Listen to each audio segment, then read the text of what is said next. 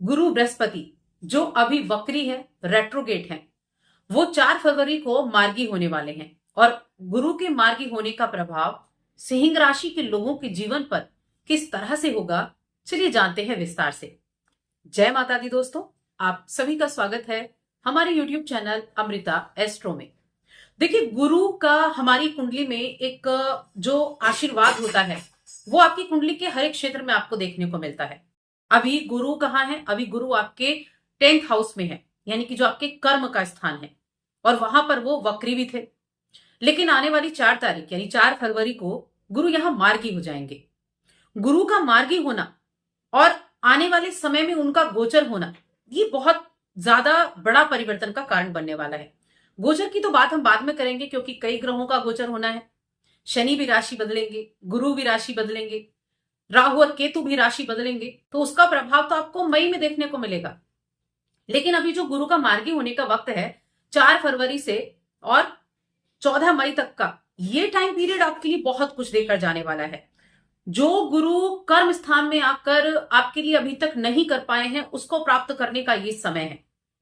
क्योंकि ये वो टाइम पीरियड है जब गुरु की जो एनर्जी है, जो गुरु कर्म स्थान में बैठकर आपको जो प्रॉमिस किया है कि ये चीजें आपको प्राप्त होंगे, और वो अभी तक प्राप्त भी नहीं हुआ है, तो ये 1.5-2 महीने का समय ऐसा होगा जो आपको उन चीजों से फुलफिल कराएगा, उन इच्छाओं को पूरा कराएगा। अब वो क्या है? तो देखिए, यहां एक चीज है कि जो गुरु बैठे हुए हैं वृषभ राशि में। वृषभ राशि क्या है? वृषभ राशि स्थिर राशि है जो नींव को मजबूत करती है। और जो बृहस्पति हैं उनकी मित्र राशि तो है नहीं, शत्रु राशि है, लेकिन फिर भी रिजल्ट यहां बैठकर ये अच्छे देंगे। किस तरह से देंगे? तो गुरु का हमारे जीवन में वृद्धि करने का काम होता है, चाहे वो आपके धन में वृद्धि हो, संतान में वृद्धि हो, परिवार में वृद्धि हो, कुटुंब में वृद्धि हो, हमारे जीवन में गुरु का आना हो, हमारे जीवन में ज्ञान की बढ़ोतरी हो, उन सभी को देने वाले बृहस्पति ही होते हैं। ये उनका आशीर्वाद होता है, ये उनकी देव कृपा होती है। आपके लिए सिंह लग्न के लोगों के लिए गुरु बृहस्पति 10th भाव में बैठे हैं, जो कि कर्म का भाव होता है, जो आपके कर्म है उसका भाव है ये। देखिए, जब हम कोई कर्म करते हैं उसके बाद हमें उसके रिजल्ट मिलते हैं, उसके बाद हमें उसका लाभ मिलता है।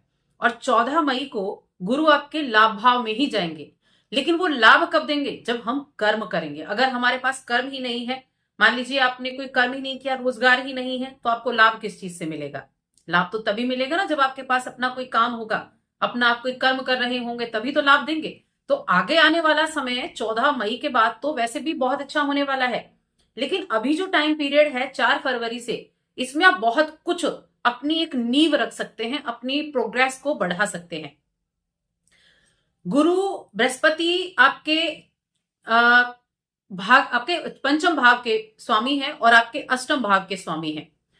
एक चीज और पॉजिटिव है ये होने वाली है कि 8th भाव में शुक्र उच्च के होने वाले हैं, जिसकी राशि में गुरु बृहस्पति बैठे हुए हैं, ये उच्च के होने वाले हैं।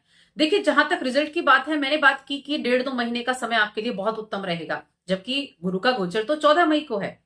लेकिन 29 मार्च को शनि का राशि परिवर्तन है, शनि का गोचर है जो कि मीन राशि में है। और मीन राशि में बैठकर शनि जो है अपनी तीसरी दृष्टि से आपके 10th भाव को देखेंगे, यानी गुरु पर दृष्टि डालेंगे। और तीसरी दृष्टि शनि की क्या होती है?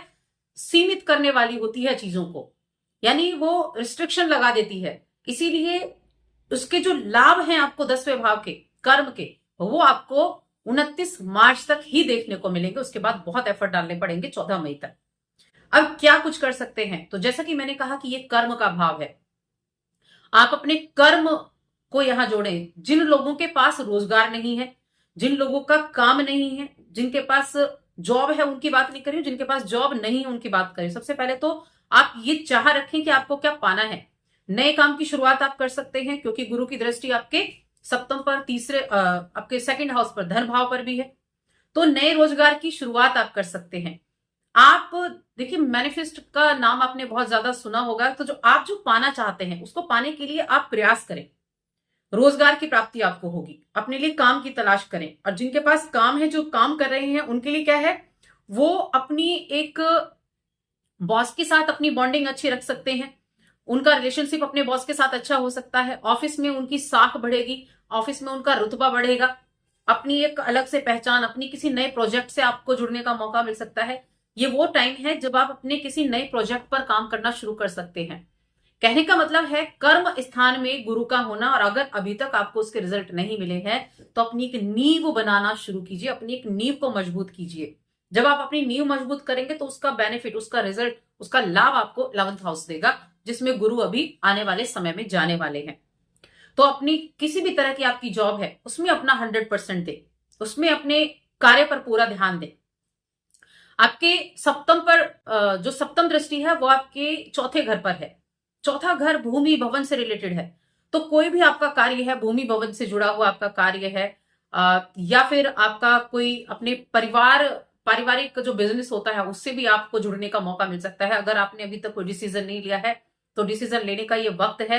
इस 1.5-2 महीने यानी 29 मार्च तक उस डिसीजन को ले। डिसीजन लेने में आप देर ना करें। डिसीजन अगर आप अभी लेंगे अपने जो कार्य है उससे जुड़ने का, तो उसके रिजल्ट आपको बहुत अच्छे से देखने को मिलेंगे। कहीं आपने जॉब के लिए अप्लाई किया हुआ है और आप सोच रहे हैं कहीं अभी नहीं, हम बाद में देखेंगे, तो उससे जुड़े, अपने कर्म पर ध्यान दें, क्योंकि आज का कर्म, आपकी आज की डाली गई नींव आगे आपकी उस नींव को मजबूत करेगी, उसका रिजल्ट देगी। गुरु की दृष्टियां बहुत अच्छी मानी जाती हैं, बहुत पवित्र होती हैं। जहां गुरु देखते हैं उस घर के हर रिजल्ट आपको देते हैं।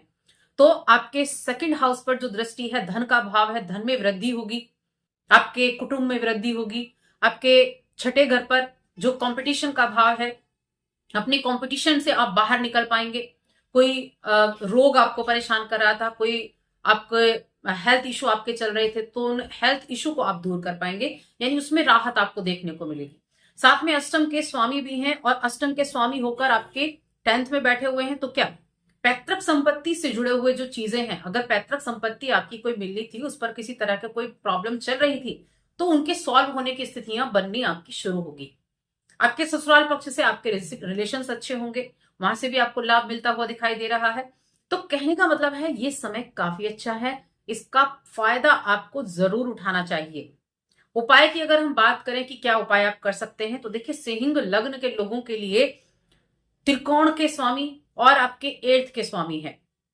सबसे पहली चीज तो आप जो गुरु मंत्र है, जो गुरु का बीज मंत्र है, उसका आप जप कर सकते हैं। और ओम बृहस्पति नमः, इस मंत्र का भी आप जप कर सकते हैं। बहुत पावरफुल मंत्र होते हैं, उनकी एक माला भी अगर आप प्रतिदिन करेंगे, तो मैं कहूंगी जिनके पास रोजगार नहीं है, देखिए जिनके पास रोजगार नहीं है उनको रोजगार की प्राप्ति 29 मार्च तक हो जाएगी, गुरु के बीज मंत्र का जप करने से।